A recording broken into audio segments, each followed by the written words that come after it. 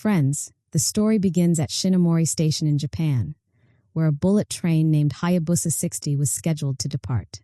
The train's chief conductor, Takaichi, welcomed a group of students on board and explained the features and experience of traveling on this high-speed train. Accompanying Takaichi was his junior conductor, Fuji. Together, they boarded the train along with all the passengers. Among those traveling that day were several political leaders and well-known authors. This train, like all others, was managed from the Shinkansen Control Center operated by Japan Railways.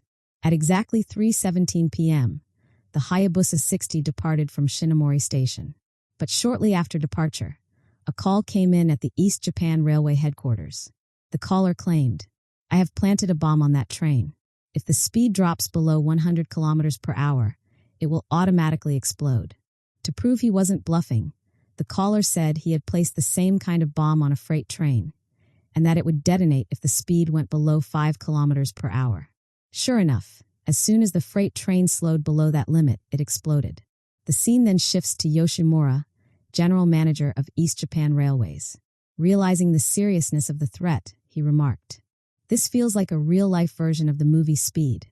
Yoshimura immediately called Kasagi, the general commander at the Shinkansen Control Center, instructing him to ensure the Hayabusa's speed never drops below 100 kilometers per hour. Kasagi responded by canceling the train's next scheduled stop and clearing the tracks ahead, removing all other trains to avoid potential collisions. The train's driver, Masumo, was notified of the bomb threat. He was ordered to disable the automatic braking system and maintain the train's speed without letting it dip below 100. Masumo carefully reduced the train's speed manually, keeping it just above the critical threshold. Meanwhile, Takaichi was also informed about the situation. Following orders, he told the passengers, "Due to technical issues, the train will not stop at the next station." Soon, Yoshimura and police officials arrived at the control center. The first station was cleared of people, and the train passed through at 120 kilometers per hour without stopping. Then, another call from the terrorist came in. This time, he issued a demand. "To defuse the bombs, I want 100 billion yen. If each person in Japan contributes just 1,000 yen, you'll have the full amount." Not long after, Sasaki, the Prime Minister's special advisor, arrived. He declared, "We will not negotiate with terrorists. First, inform the passengers about the bomb." Takaichi then announced the situation to the passengers. Panic erupted. The once calm travelers now screamed in fear. Many began accusing the railway of negligence. Why wasn't the train inspected properly before departure? Takaichi tried to calm the passengers down. Amidst the chaos, a scandal-tainted politician tried to exploit the situation to redeem her public image.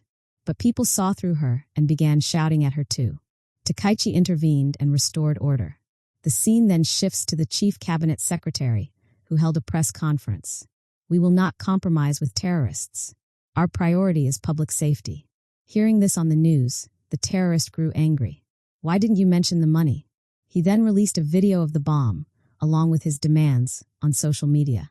Once passengers on the train saw this video, they grew even more terrified. They began wondering how they could raise that much money. Many cried and begged to go home. Meanwhile, the control center received news. A train ahead of Hayabusa 60 had broken down. Another was coming toward it from the opposite direction. There was now no clear escape route. Kasagi decided to divert Hayabusa 60 to a separate track before it reached the disabled train.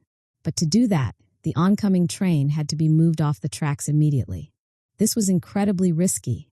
They had only seconds to act. Kasagi ordered Hayabusa 60's speed increased to 105 kilometers per hour. The oncoming train's speed was increased to 320 kilometers per hour to clear the track. But a collision still seemed inevitable. So Kasagi made a last-minute call to reduce Hayabusa's speed to 102 kilometers per hour. However, due to a small error, the train slowed to 101 kilometers per hour for a fraction of a second.